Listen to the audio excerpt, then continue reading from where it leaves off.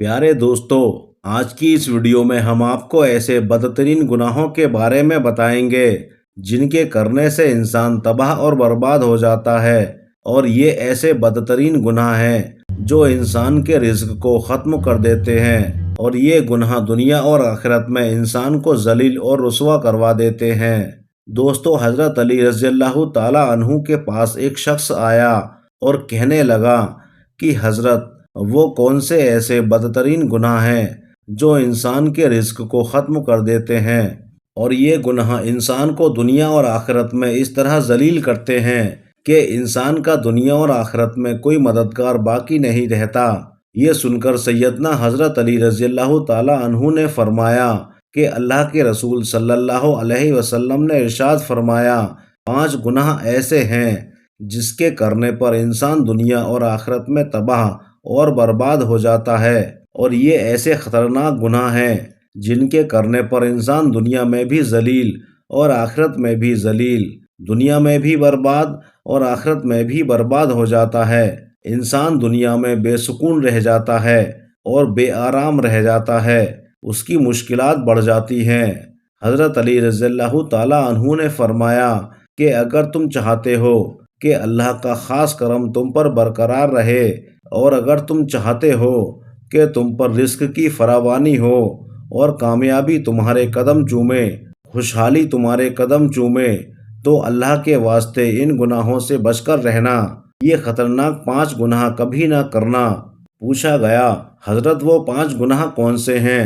तो हज़रत अली रज़ियल्लाहु ताला अन्हु ने फरमाया, पहला गुनाह सूद खाना है, यानी ब्याज का कारोबार, यानी सूद का कारोबार करना है। फरमाया, सूदखोर इंसान दुनिया में भी जलील और आखिरत में भी जलील होगा। सूदखोर इंसान दुनिया में भी तबाह और बर्बाद और आखिरत में भी तबाह और बर्बाद होता है। सूदखोर इंसान को कभी भी इज्जत नहीं मिलती, वो कभी भी सुकून की नींद नहीं सो पाता। सूदखोर इंसान जो दूसरों को परेशानी में मुब्तला रखता है और ख़ुद भी हर वक्त, हर घड़ी, हर लम्हे परेशानी में रहता है, और तरह तरह की परेशानियां उसे घेर लेती हैं। फरमाया, क़यामत के दिन सूदखोर इंसान ऐसे उठेंगे कि उनके चेहरे मस्क कर दिए जाएंगे। एक सूदखोर इंसान सीढ़ी से नीचे गिरा, मुंह के बल ज़मीन पर गिरा और वहीं मर गया। उसका बेटा कई रोज़ तक अपने बाप के मरने का गम मनाता रहा। एक रात बेटे ने बाप को ख्वाब में देखा और पूछा, ए अब्बा जान, आपके साथ में क्या मामला हुआ? सूदखोर बाप ने कहा, ना पूछ बेटे, सीढ़ी से नीचे गिरा था, बजाय ज़मीन पर आने के सीधा जहन्नुम में चला गया। हज़रत शेख सादी रहमतुल्लाह अलैह फरमाते हैं कि मैं एक नया मकान खरीद रहा था, मैं मकान की तलाश कर ही रहा था, इतने में एक सूदखोर मेरे पास आया और मुझसे कहने लगा कि ये मकान खरीद लो, बहुत अच्छा मकान है, इसमें कोई ऐब नहीं है, मैं इसी मोहल्ले का रहने वाला हूँ, आप इस मकान को ले लेंगे तो मैं आपका पड़ोसी बन जाऊँगा। हज़रत शेख सादी रहमतुल्लाह अलैह फरमाते हैं, ओ नादान, तू कहता है इसमें कोई ऐब नहीं है, मुझे तो सारे के सारे ऐब इसी में नज़र आते हैं। उसने कहा, हज़रत वो कैसे?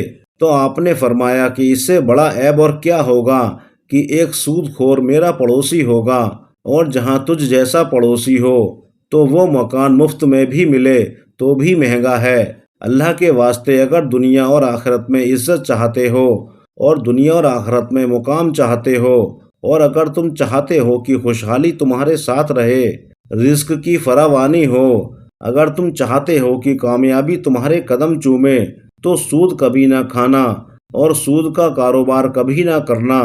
फरमाया, दूसरा गुनाह किसी नेक मुत्तकी परहेजगार औरत पर तोहमत लगाना है, यानी किसी औरत पर तोहमत ना लगाया करो, किसी की बेटी पर इल्ज़ाम ना लगाया करो इससे पहले कि तेरी बेटी पर इल्ज़ाम लगा दिए जाएं।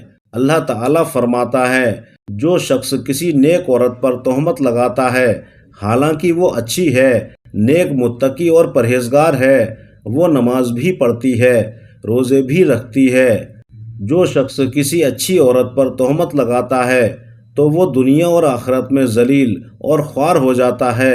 اگر تم کسی کی بیٹی سے نکاح نہیں کر سکتے تو نہ کرو، کوئی بات نہیں، مگر کسی کی بیٹی کے اوپر تہمت مت لگانا۔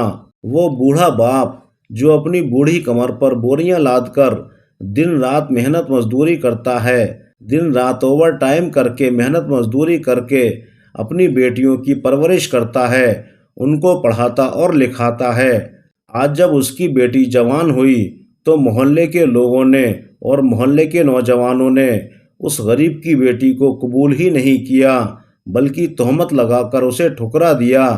اس سے شادی کرنا گوارا نہیں، کیونکہ اس کے پاس دہیج نہیں ہے۔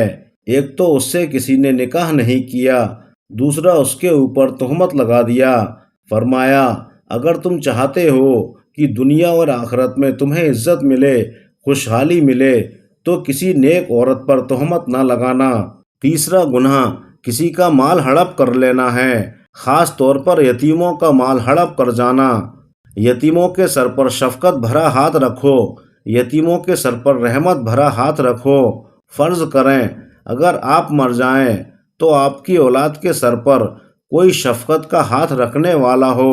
فرمایا، چوتھا گناہ اللہ کی ذات کے ساتھ کسی کو شریک ٹھہرانا ہے۔